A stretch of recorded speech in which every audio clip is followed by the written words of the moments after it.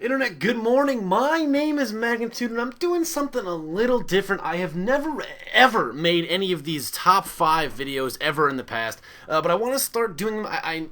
Not start doing them, but I want to do one at least.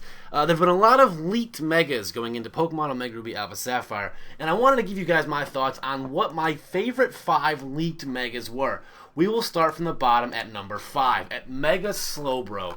This thing, literally, it's Drasil from Beyblade. I don't know how, if you were ever a fan of Beyblade, how you cannot enjoy what Drasil was.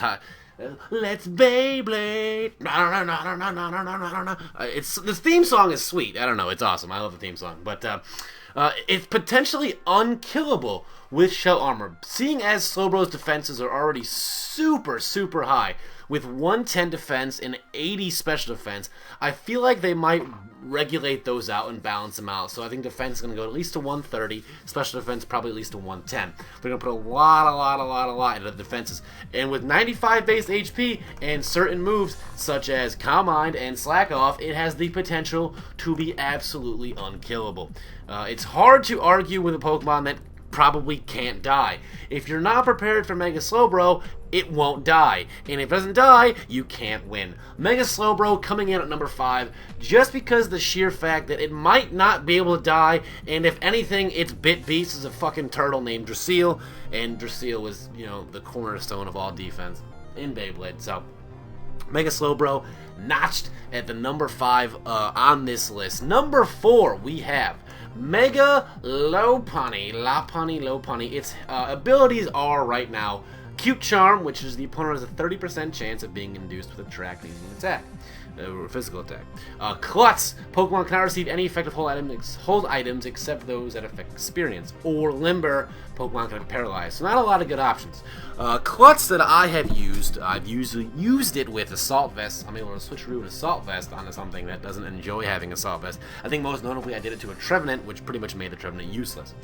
It has a gigantic move pool. It has a, I'm going to say it again, a gigantic move pool. Jump Kick, Dizzy Punch, Blizzard, Shadow Ball, Charge Beam, Grass Knot. It has a Circle Throw. It's just incredible. Its move pool is gigantic. Cosmic Power, for Christ's sake. Focus Punch, and its ability, which is scrappy, is going to be able to make use of a lot of those moves against Ghost types.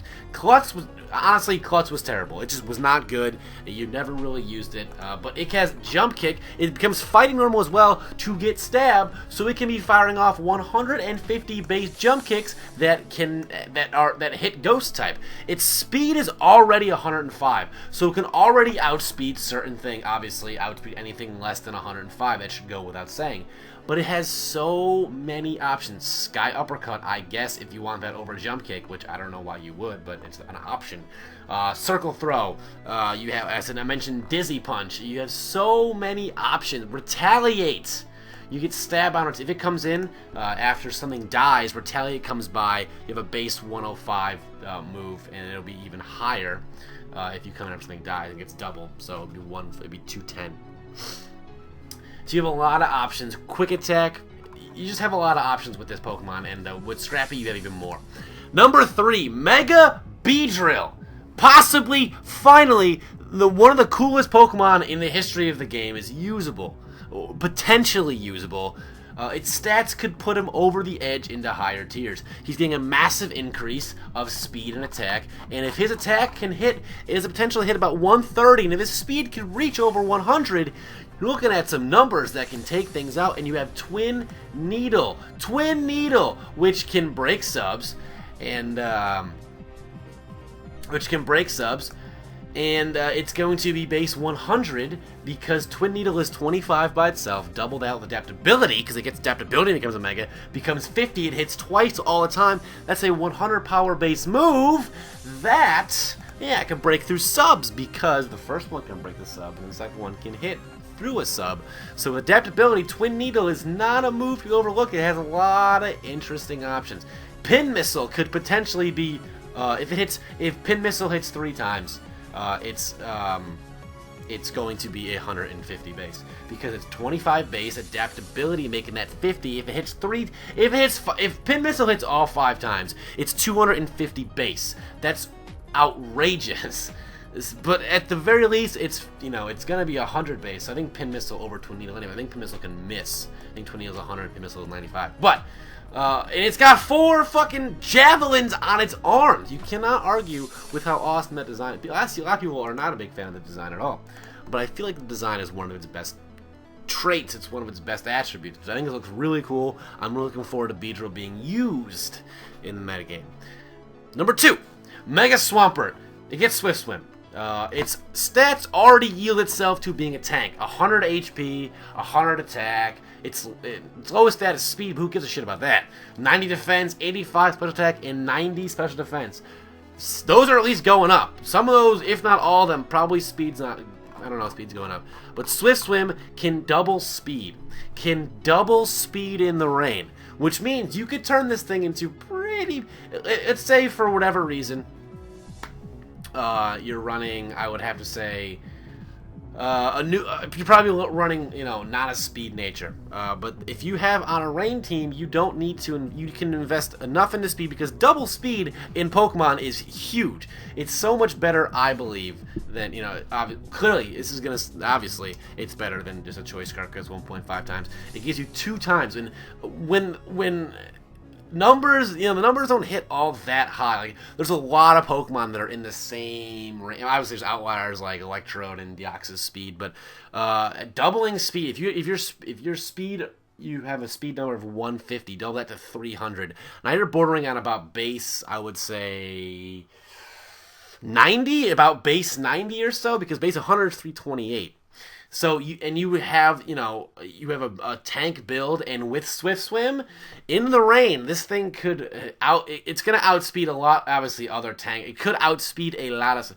You can catch a lot of people off guard if you just make Mega Swampert. If its attack reaches, let's say 140, you could catch people a lot off guard with a max speed Swampert in the rain, which will hit 240 speed doubled. Will hit 480 speed. Obviously, you don't need that much, but you see what you're coming from there. So Mega Swampert has the potential to be an incredibly fast tank with wings.